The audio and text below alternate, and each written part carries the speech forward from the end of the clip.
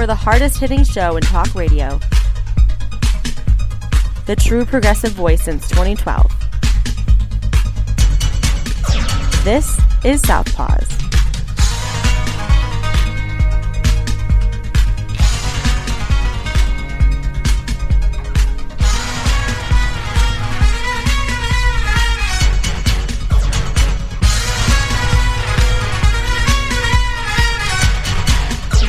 And welcome to Southpaws on the Pacifica Radio Network. We are the leaders of the revolution. My name is Darren Gibson. I'm your co-host. And I'm Katy Steele. And we're doing this remotely today. You have a sick child at home. Yeah, the fun stuff. Vomiting and trips to the bathroom every 3 seconds. So. Oh, that's not good. Not good at all. No fun. We tried to add Jack to the phone call. However, I'm having some sort of issue with my cell phone and I can't merge calls. So Jack has agreed to gracefully bow out this week. Hopefully we'll be back together again next week. We've got quite a few topics to talk about. We have an update on Barry County, Michigan Sheriff Dar Leaf. We have 3 winners of Hammer Time this week, and we've got a really bizarre off-the-cuff story for this show. So, folks, we've got a lot here. We'll get to it in just a minute. Before we start, a couple of reminders that you can follow us on social media by going to facebook.com/Southpaws Radio Show. You can follow us on Twitter at Southpaws Radio. You can follow us on Tumblr at southpawsradioshow.tumblr.com. You can follow us on YouTube by doing a search for Southpaws Radio. You can become a patron of the show by going to patreon.com/Southpaws Radio. You can listen to the show anytime you like at Spreaker.com or Stitcher.com by searching for Southpaws. You can also find us at Apple Podcasts by searching for Southpaws. And once you found our logo, you found us. We send links to our weekly episodes to our Facebook, Twitter, Tumblr, and YouTube accounts. You can listen to us on Global Community Radio Channel 1 every Saturday night at 11 Eastern. And you can listen to us on great Pacifica stations, including KCEI in Taos, New Mexico, KZGM in Kabul, Missouri, WOOL in Bellows Falls, Vermont, and KEPJ in San Antonio, Texas. So please listen to us there as well. Let's go ahead with our first story. This is a update about Barry County Sheriff Dar Leaf. He's one of these constitutional sheriffs that believes that he has all the power. He's a constitutional Nazi. Yeah, exactly. Well, fascist cop. Mm-hmm. Well, he may not have as much power as he thinks he does. This is a story from Susan Samples at Wood Television. This is out of Hastings, Michigan. A Barry County man has asked Governor Gretchen Whitmer to remove Sheriff Dar Leaf from office. A Delton man who asked not to be named filed a petition Wednesday requesting the controversial sheriff be stripped of his position. Oh, by the way, I should probably let you know an earlier story identified the guy by name.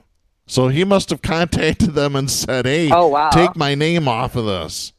Yeah, these are dangerous people.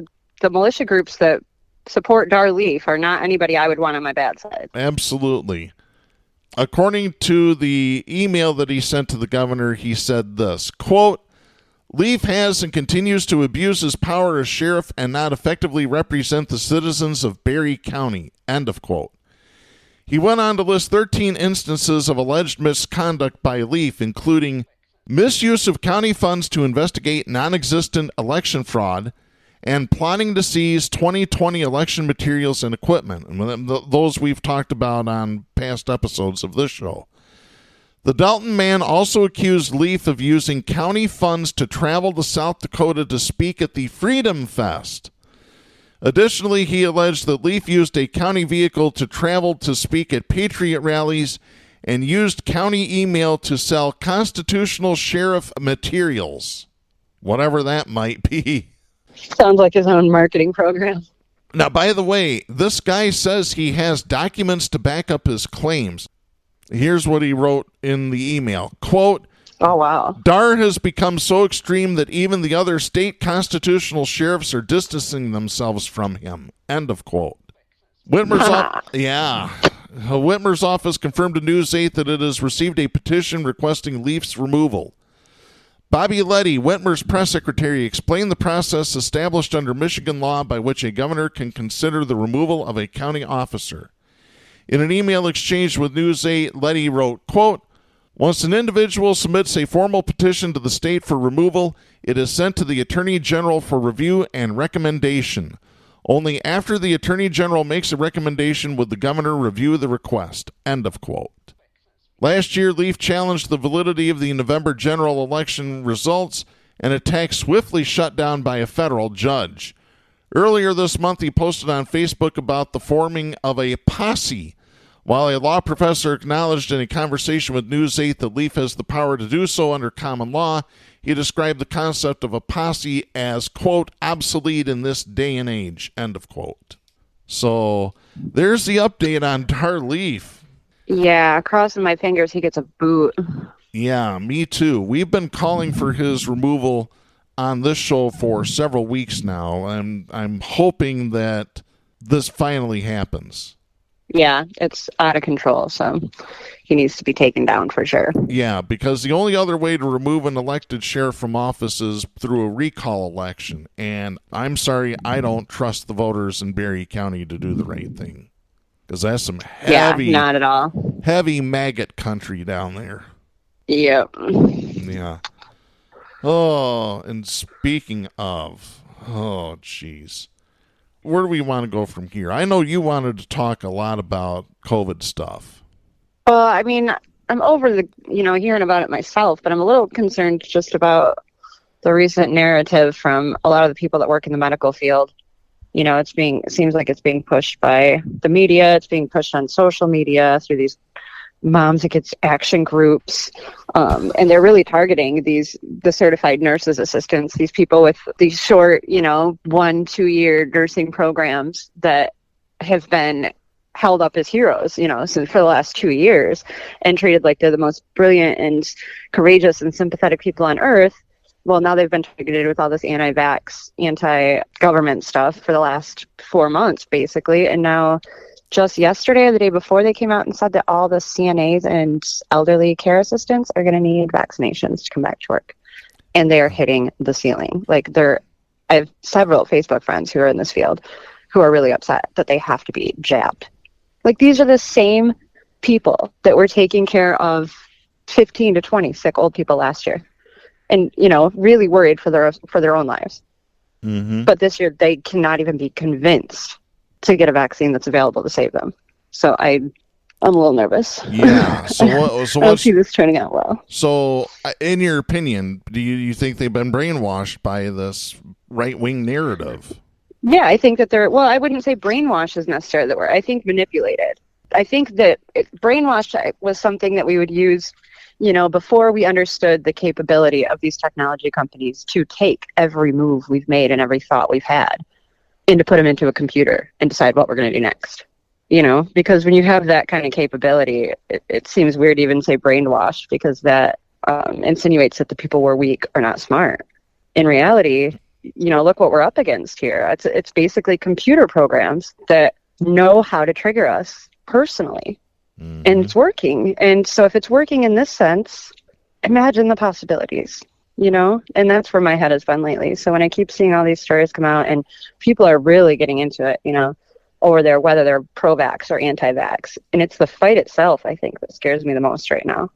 Because it's clear to me what the answer is, but we can't make it clear to the other side. So we can't fight about it. Ultimately, I think the solution is going to come down to finding something else to team up on. Yeah, the question is, can we what and how? Exactly. Yeah, can we get over this? Yeah, can we ever find common ground again? Yeah, and it almost feels like that is the point here, And oh man, a story came out last night, and this is unrelated but related. It was about Britney Spears. Supposedly, one of her staff members is being investigated for. Oh yeah, I saw her attacking them, or she's being investigated for hitting a staff member. Yeah. Well, basically, what happened was a woman got empowered. A mom got empowered by the public because she was being treated with injustice. Okay. And so what's happening now? It's like the media's narrative is to disempower this woman, to make her crazy again, just like they did 20 years ago, And it's like, when I see those agendas in the background, it's really hard to think positively. Yep, I hear you there. Because that's like, it's the mom thing. It's the female thing that we're going to have to come together on. We're going to have to team up somehow to take on these different issues. And I really think that moms are one of the last standing moral authorities right now. So if we don't hold on to that, if we let them turn us into crazy, emotional basket cases, irrational, all the words that they apply to a woman to disempower her, it's just making it harder and harder and harder for us to find our strength, come together, and do what's right for our kids. Yeah, absolutely. But again, you now have a group of moms that are against mask mandates, against vaccine mandates. Yeah. Yep. And it's like, let's just throw the kids out in the river for our political beliefs, And when you can do that with data, you're making it impossible for us to ever rise up. So that's where I feel like we're at right now. And so as much as I want to talk about COVID, I almost want to talk more about the social aspects of how it is devastating us than the physical. Yeah. I want to get to this story. This has been finally starting to get some traction in the mainstream media. This is Adam Barnes writing for The Hill. This is dated August 17th. An Alabama doctor will no longer see unvaccinated patients in an effort to promote COVID-19 vaccinations. He posted a sign on the front of his clinic. It's Mobile's Diagnostic and Medical Clinic Infirmary Health. The doctor is Jason Valentine. Here's the sign that he has posted on his door. It reads, effective October 1st, 2021, Dr. Valentine will no longer see patients that are not vaccinated against COVID-19. The physician sent in a Facebook post which included a photo of the sign that his decision prompted 3 patients to ask where they could get their vaccine. He wrote, quote, no conspiracy theories, no excuses, just where do I go?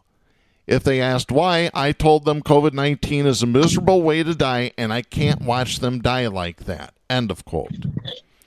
Valentine further explained his reasoning in a letter he intends to send to his patients. That's according to a news report from AL.com. Here's what else he wrote. Quote, we do not yet have any great treatments for severe disease, but we do have great prevention with vaccines. Unfortunately, many have declined to take the vaccine, and some end up severely ill or dead. I cannot and will not force anyone to take the vaccine, but I also cannot continue to watch my patients suffer and die from an eminently preventable disease. End of quote. Good for him. Yeah. It's not easy to do that, because you literally have to turn down somebody who's sick. But how do you do that to yourself and still keep taking care of people over and over and over? Exactly. Why do you think there's so much burnout in the medical industry right now? Right. Doctors, nurses are leaving in droves. They're burned out. Well, let's be honest. They didn't get extra pay for what they went through last year. They got respect, right? But then they ripped it out from under them. So they got nothing. Yeah. Valentine reported. So frustrating. It is, definitely. Valentine reportedly added that patients who wish to continue seeing him may submit proof of vaccination, and the office will happily transfer documentation of patients choosing to seek the care of a different physician. So, yeah, he's giving them a choice. It's either get the vaccine or you can find another doctor to take care of you. Yeah. And by the way, this was reported on NBC News last night. They actually talked to a medical ethics professional who said that what this doctor is doing is totally 100% ethical. It's the right thing to do. He should have that choice, and I would want that choice if it were me. I wouldn't want somebody to force me to do anything or to care for anybody, really. Yeah. Well, here's how we've gotten to this point here. Susan Demas, who I have had disagreements with, I think she's a centrist Democrat. Sorry, my opinion. But on August 10th, she wrote a commentary piece for Michigan Advance, which I believe she's the owner of. She used to own Inside Michigan Politics, but has since sold that publication. Here's what she wrote here. She said, "Sane America has had enough. After almost 2 years of a horrific pandemic that's killed almost 620,000 Americans, with nearly 20,000 of them from Michigan, and deadly, faster-spreading variants emerging because selfish and ignorant people refuse to get vaccinated, those of us who have tried to do everything right have no more f***s left to give." Wow, that is strong words right there. Right? Fresh out of Yep. Oh, my mouth. God.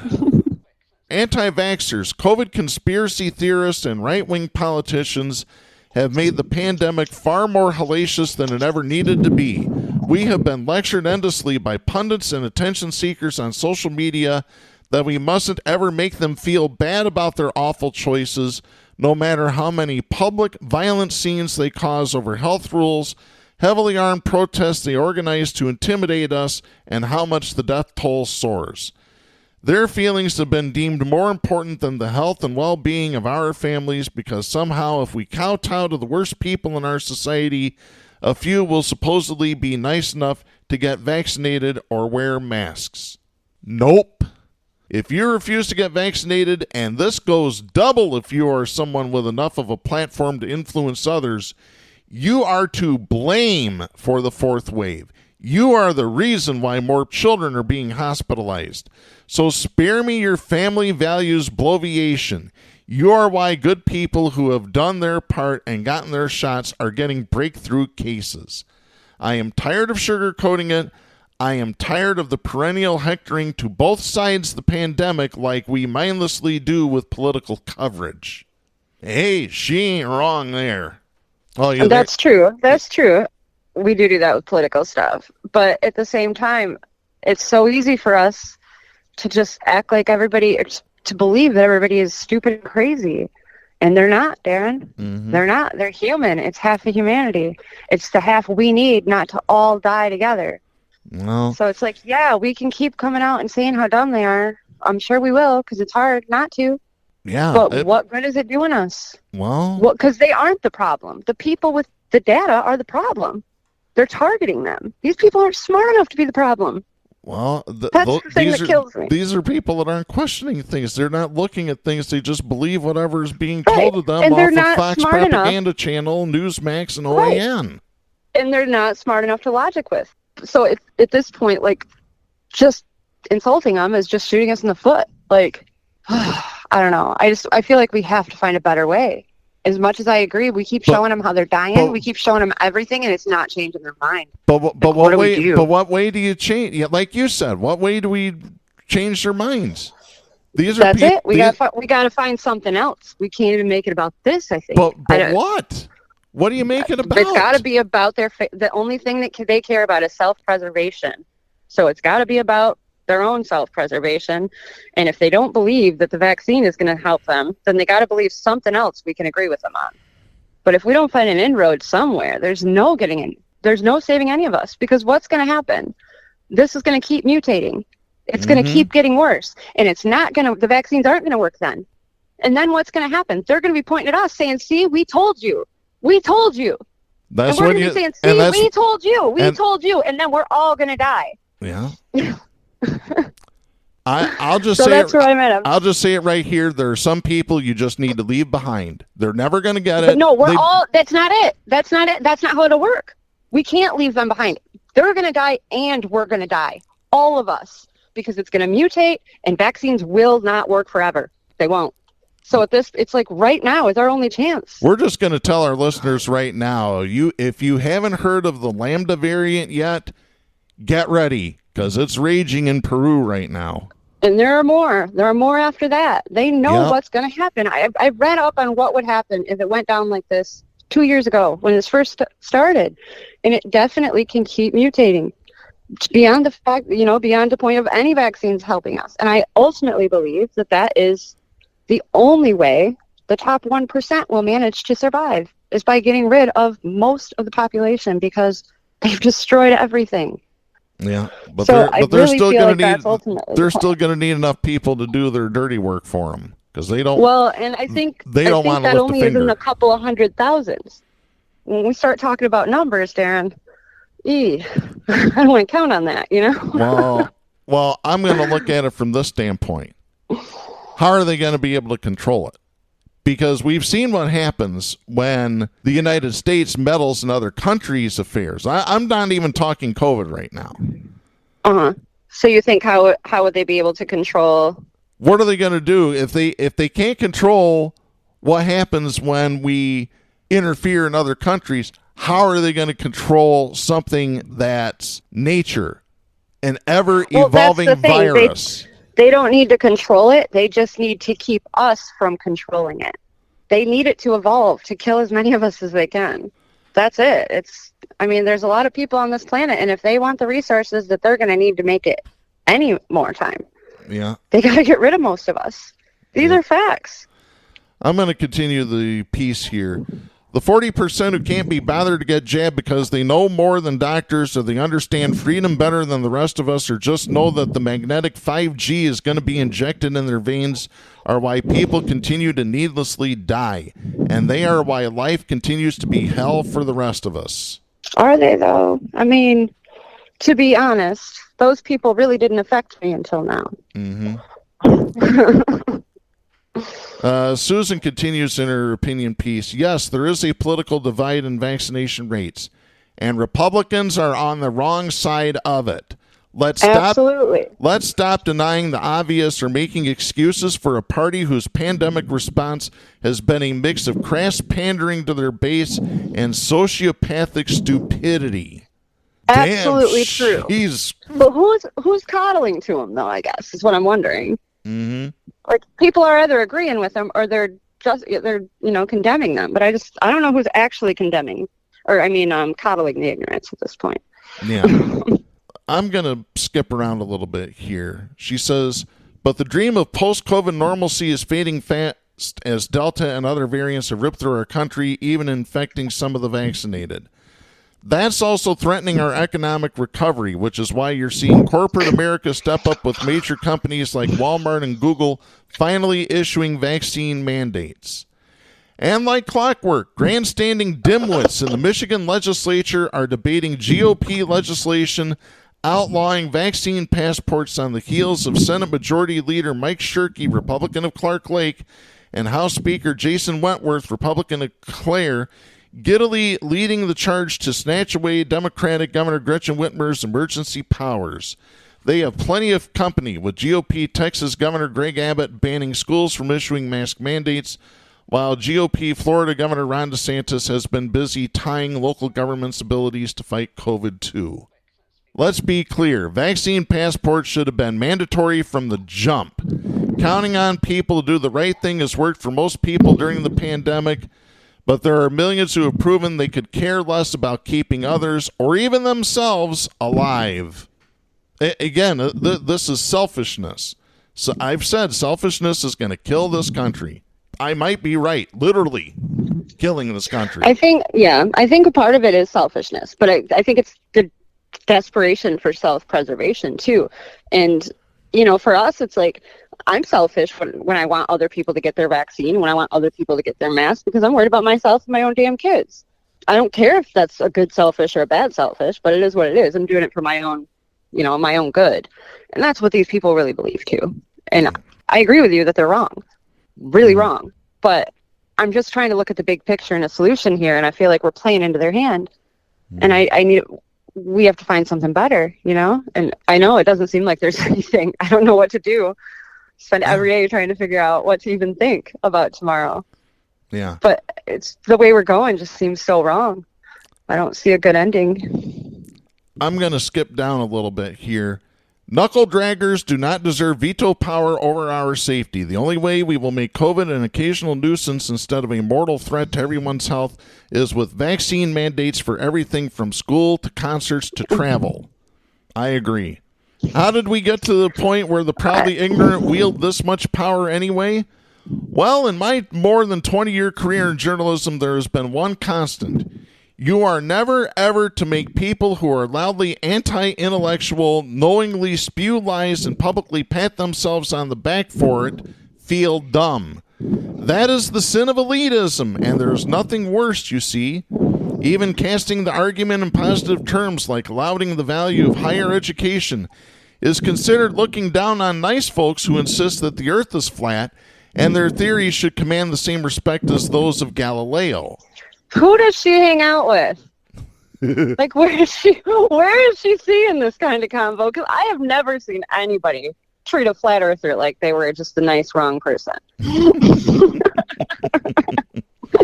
No, we go straight for bet and move on.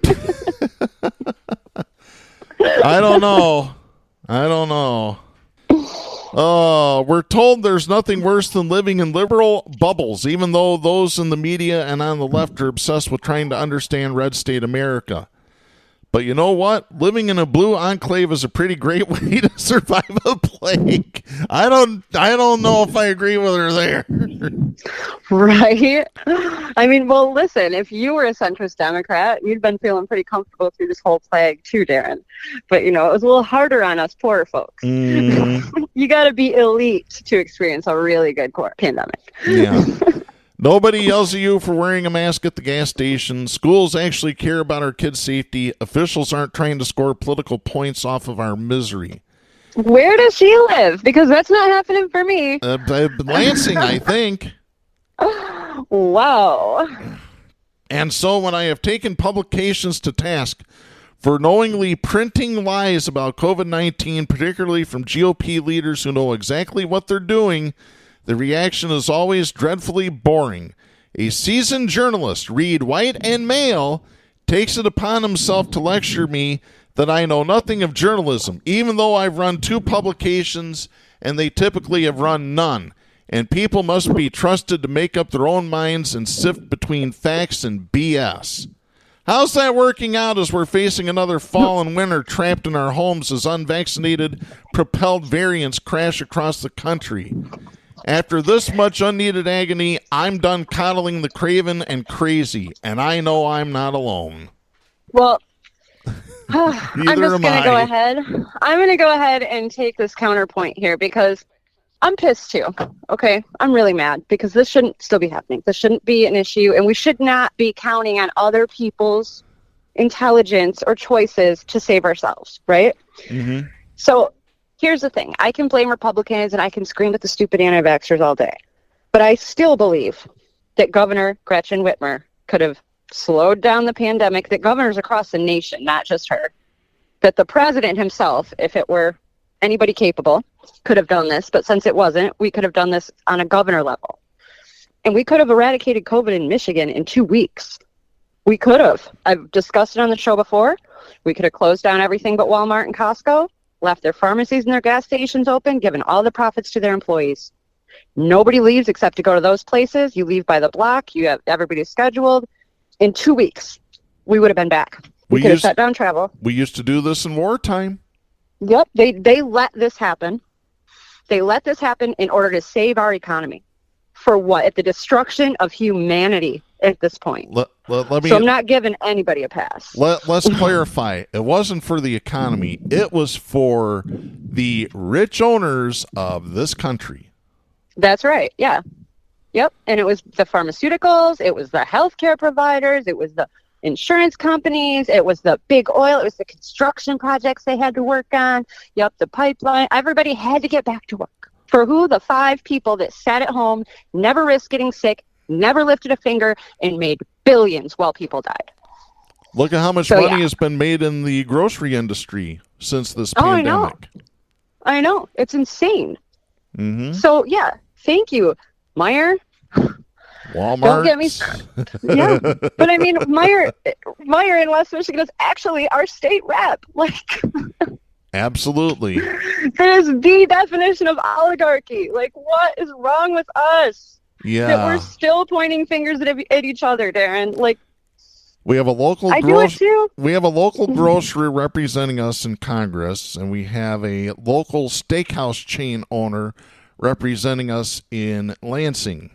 Yep, and both of them, who do they represent? I mean, literally, the farmers, agriculture. Come on. Yeah. I don't know.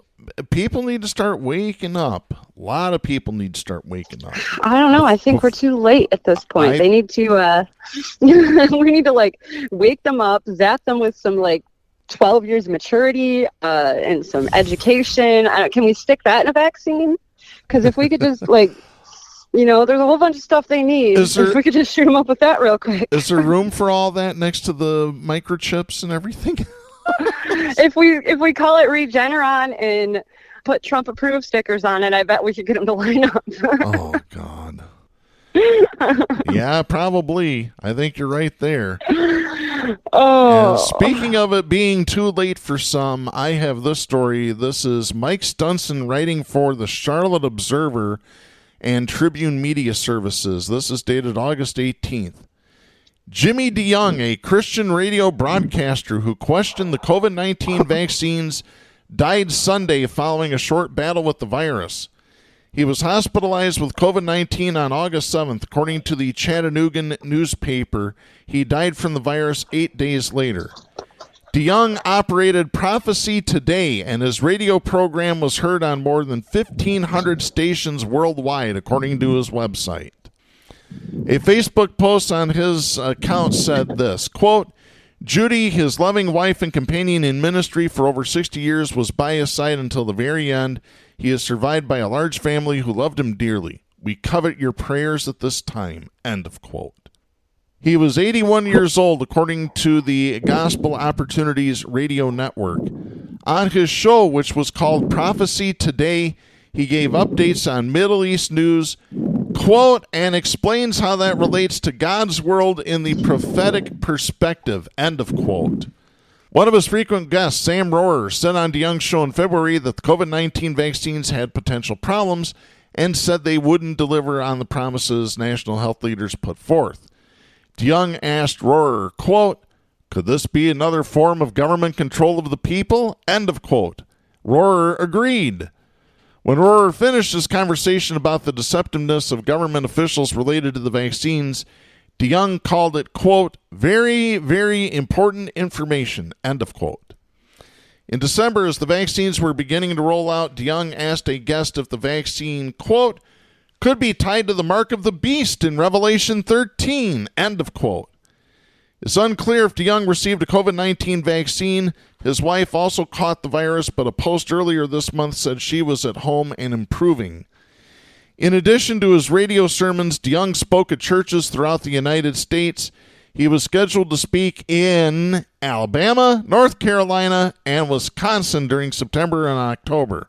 He most recently spoke at the Church of the Highlands in Harrison, Tennessee on August 1st. So there you go there. That's what happens when you deny science. Yeah, I've seen some really horrible stories about people dying. Like, so many of them, new parents. I keep seeing those. Those are the worst. There was one, I forget, I think it might have been in Alabama. I'm not sure. A single mother got COVID and died. She now leaves behind 4 children ages 12 through 24. Yeah, that is horrible. Yeah. And that's how you know, like, these people really do believe they're going to be fine. Yeah. You wouldn't leave your kids, you know? It's just a flu. It's just a bad flu. No, it ain't. No, it ain't. Here's the one that I love. All these religious nut jobs. Oh, if God wanted us to wear a mask all the time, we would have been born with one. These same people haven't read Leviticus 13:45 lately, obviously. Let me read this here for the fake Christians. Again, this is in the Bible, Leviticus. Anyone with such a defining disease must wear torn clothes, let their hair be unkempt, cover the lower part of their face, and cry out, unclean, unclean. And that was for a rash on the head. That was for a disease that popped up on your head. Oh, wow. Oh, my God. I swear. Oh, but we can't have masks. Masking or casket, your choice. I don't know, man. These people are crazy. It's really crazy. Yes, they are. Oh, yeah. I just love the religious people, especially when religious people go after atheists. And I'm just going to mention this real briefly because I got attacked on social media this week. A now former friend, I've banned him from my Facebook page because I'm tired of listening to his Christian woo-woo bullshit, because that's exactly what it is, folks. I posted a quote on my personal Facebook page from Jesse Ventura. This is what he said several years ago. He said, "Organized religion is a sham and a crutch for weak-minded people who need strength in numbers. It tells people to go out and stick their noses in other people's business. I live by the golden rule. Treat others as you'd want them to treat you. The religious right wants to tell people how to live." And Jesse's right about that. So this guy who's supposedly progressive responds with "God bless you." You want to know what that is? That is bullying. That is gaslighting. That is the worst form of gaslighting you can do to an atheist. And now that I'm all fired up, let's go ahead and let's get to our next segment here. But in order to do that, we need to play the appropriate music. Stop! Hammer time! Oh yeah, it's hammer time. It is time to drop the hammer on the douchebag of the week. We've got 3 of them for you. Winner number 1 this week, once again winning for this year. This is like the 3rd time he's won. Tucker Carlson. And I have a word that I would rather use instead of Tucker, but it can't be said on FCC-regulated airwaves. This is Jordan Williams writing for The Hill. This is dated August 13th. Fox propaganda channel host Tucker Carlson went after Representative Alexandria Ocasio-Cortez, Democrat of New York, over her fears about being raped during the January 6th riot at the Capitol, saying, quote, "Get a therapist," end of quote. During Thursday's episode of Tucker Carlson Tonight, that would have been August 12th, the top-rated cable news host Mott Cortez, whom he referred to by her high school nickname Sandy, for telling CNN's Dana Bash earlier that week that she feared both assault and death during the pro-Trump insurrection. Carlson was discussing Ashley Babbitt, who was fatally shot by a Capitol police officer as she was attempting to breach the doors of the Speaker's lobby. Babbitt has become a martyr figure for many on the right, including Donald Trump. Carlson said, quote, "Occasionally, Sandy Cortez tells us about her lived experience on January 6th, end of quote. He continued, quote, "During a recent special on CNN, Sandy Cortez, did she ever stop talking about herself, by the way? She explained she wasn't simply afraid of being murdered by Ashley Babbitt, she was also worried about being raped," end of quote. During the interview with Bash, AOC recounted people banging on her office doors while she hid, saying, quote, "I didn't think that I was just going to be killed," end of quote. She said that, quote, "White supremacy and patriarchy are very linked in a lot of ways," end of quote, and spoke about the sexualization of violence. When asked if she meant that she feared being raped, the New York Democrat said, quote, yeah, I thought I was," end of quote. Carlson's response, quote, "Sexualizing? Get a therapist, honey. This is crazy. These people are mad because they thought the election was unfair. Now, you may disagree with that, but it wasn't about you. Surprise, surprise. Sexualized violence. I was going to be raped by Ashley Babbitt," end of quote. Well, that's funny because it was about her the whole time that the election was supposedly stolen. They blamed her and everybody else, but now it's not about her. Now they're not mad at her. Yeah. Then why were they banging on her office door?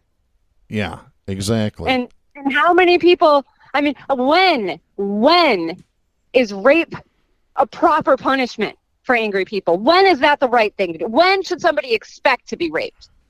Help me understand, because if it's not when a mob full of angry men are chasing you, I don't know when one would expect it or be prepared, you know? Yeah. Like, to act like, oh, this was about the election. Is there some other thing that women do to deserve rape? Like, just help me. Ugh. I'm so over it. Nobody deserves rape. Let me clearly state that. Right. Yes. Nobody Yes. deserves rape. Carlson said that Ocasio-Cortez could say what she said because the mob had the, quote, wrong political views, end of quote. He added this, quote, imagine some Republican lady saying that about a Black Lives Matter riot. As thousands of rioters descended on neighborhoods and burned businesses all over the country, Kenosha, Portland, Green Bay, Wisconsin. But Sandy Cortez can say it because the people rioting on January 6th had the wrong political views, end of quote. No, the people on No. the 6th weren't breaking into people's homes. They weren't attacking a woman. They weren't coming at anybody in a mob of violence. They were property damage. Property damage. That is far different. Mm-hmm. And let me add the people on January 6th, traitors. Traitors. Yeah. Look it up in the Constitution, folks. I don't know. It's, to be clear, the word traitor is not like a bad thing to me anymore now that I know who America is. Like, yeah. Do you want to be? Is this who we want to be? Or should we be traitors at this point? Exactly. The New York Democrat responded to Carlson on Twitter Friday afternoon.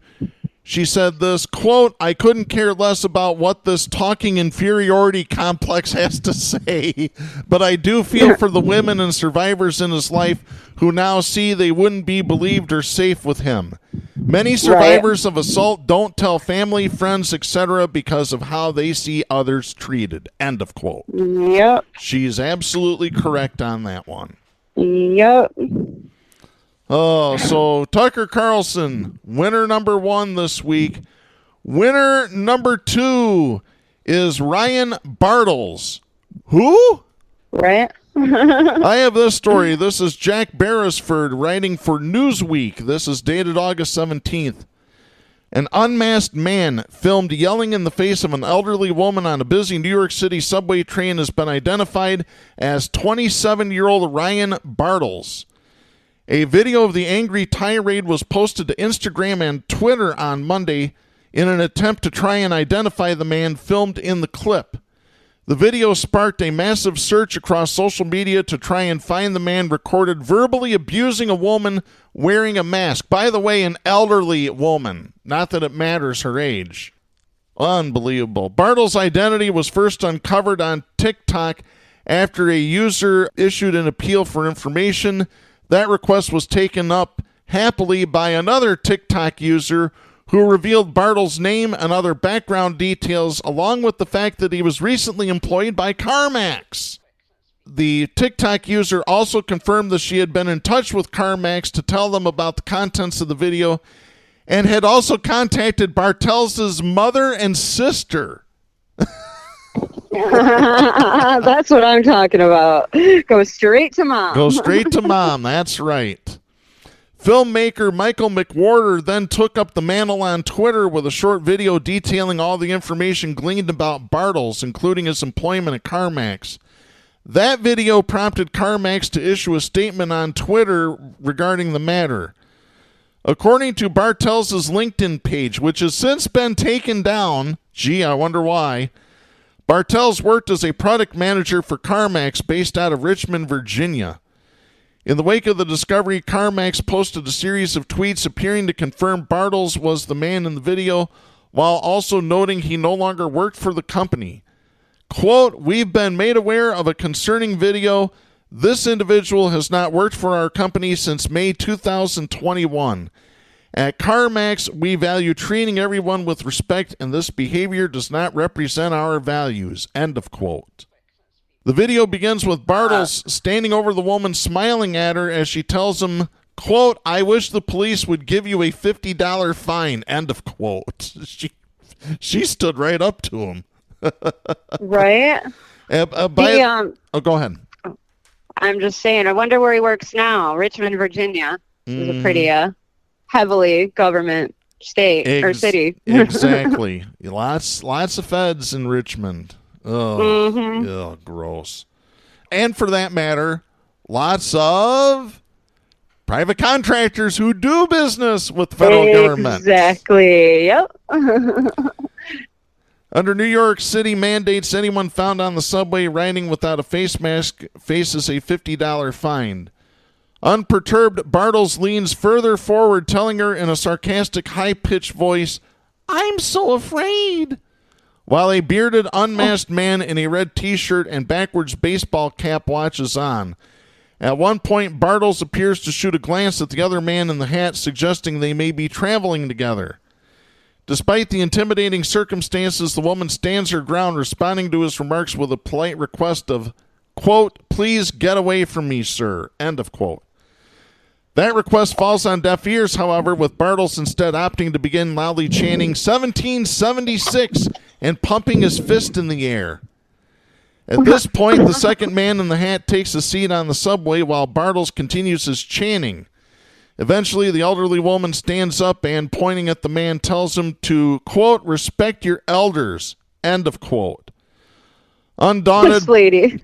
Undaunted, Bartles orders her to take a seat. She responds with, "Respect your elders." His response, "I respect freedom." Yeah, freedom. You're free to be dumb, Ryan. Yep. Seemingly desperate for some sort of support from the otherwise silent bystanders in the subway carriage, the woman pleads, quote, "He's disrespecting an elderly woman," end of quote. The man filming the incident is the only one who appears to come forward, and it's not long before Bartles is directing his ire at him. He tells the man filming, quote, "You know what I respect? I respect freedom. What do you respect? Take a seat, sit down, sit the f*** down," end of quote. Wow. Sit down. I tell you what, I wish somebody would take a baseball bat and hit him so hard that he would think that it was 1776 again. The video concludes with Bartles... I kind of like that everybody gets to see this now. Yeah.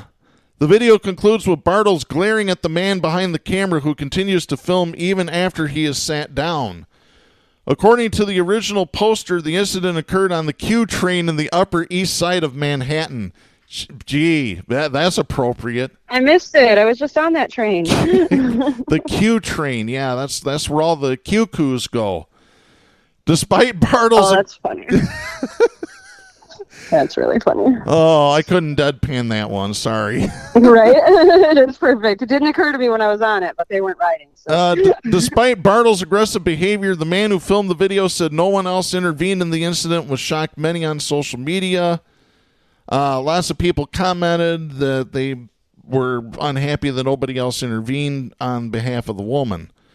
Among some of the other notable figures who tried to track down Bartles' identity included actor and filmmaker Michael Rappaport, singer Richard Marx, and Mary Trump, Donald Trump's niece, who can't stand her uncle. Right. Oh, yeah, I gotta stop this.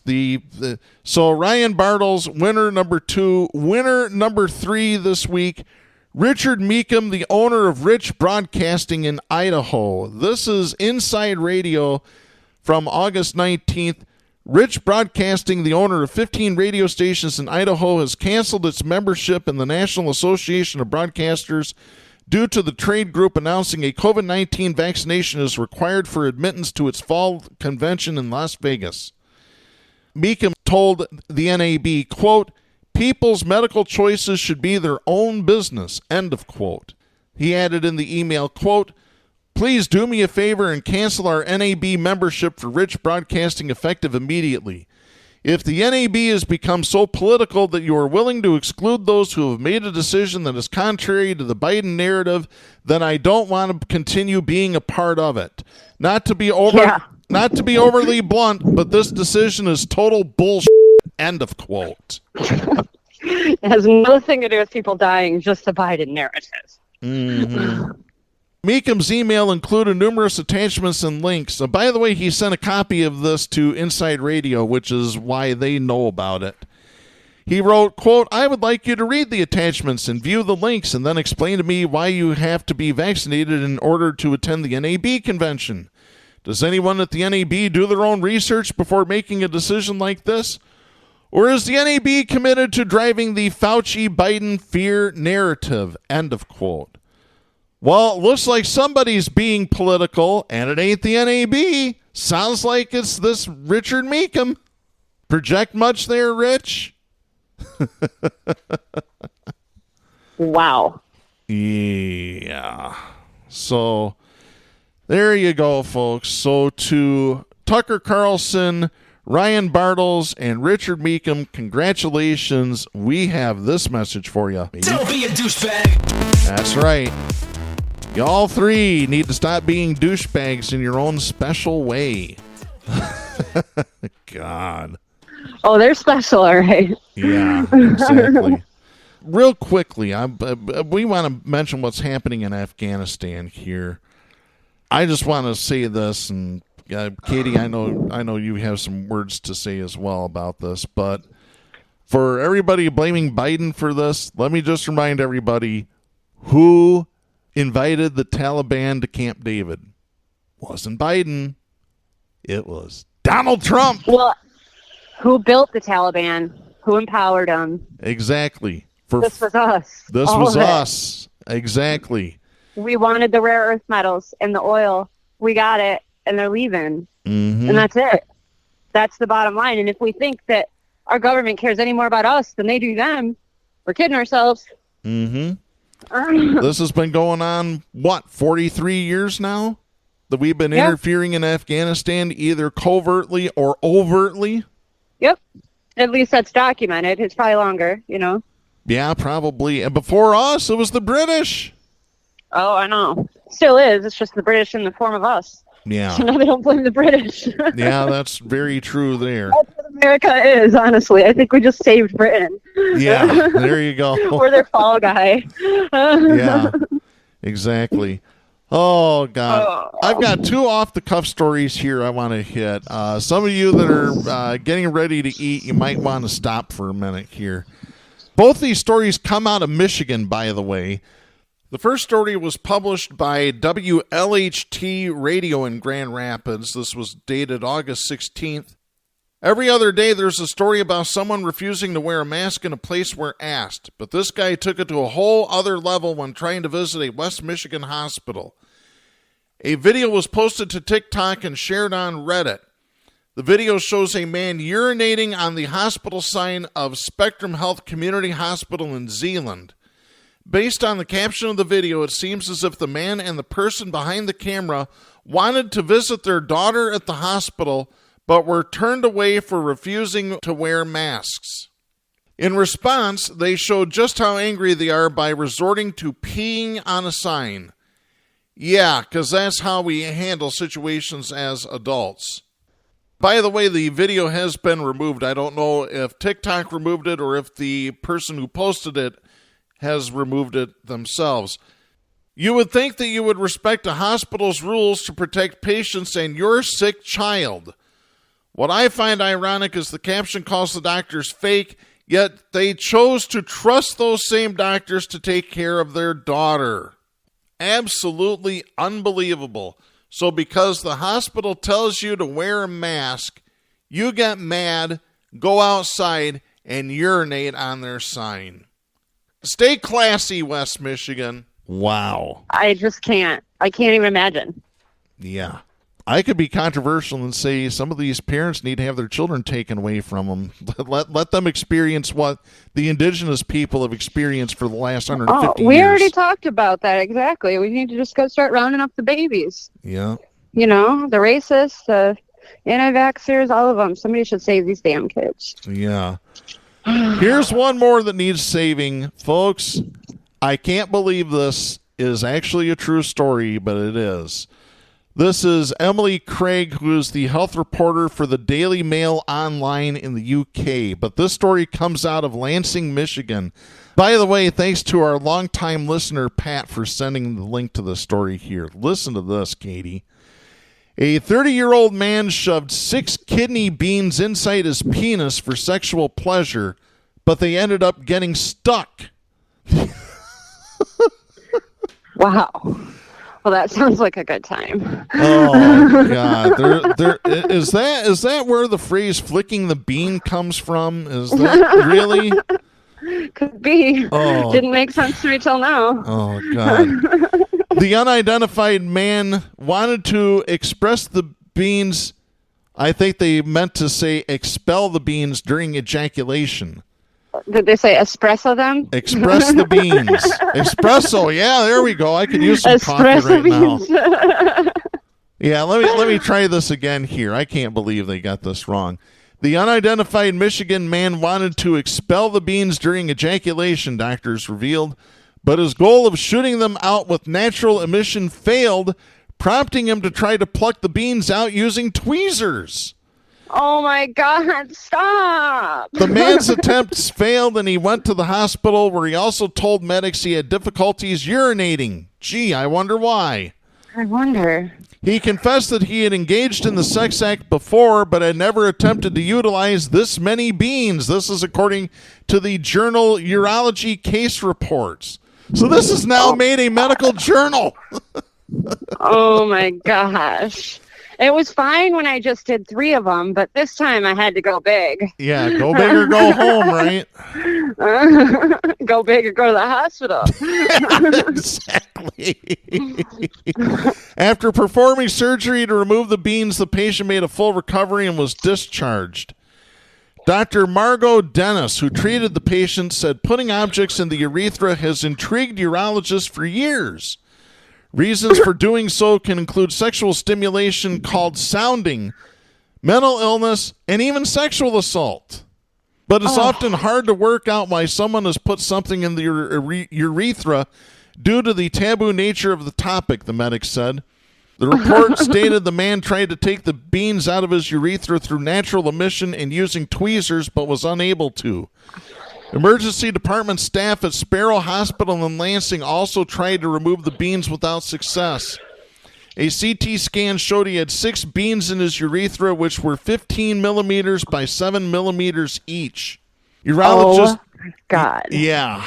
Urologist managed to remove 1 bean manually with numbing cream, squeezing his urethra and using a tweezer-like tool.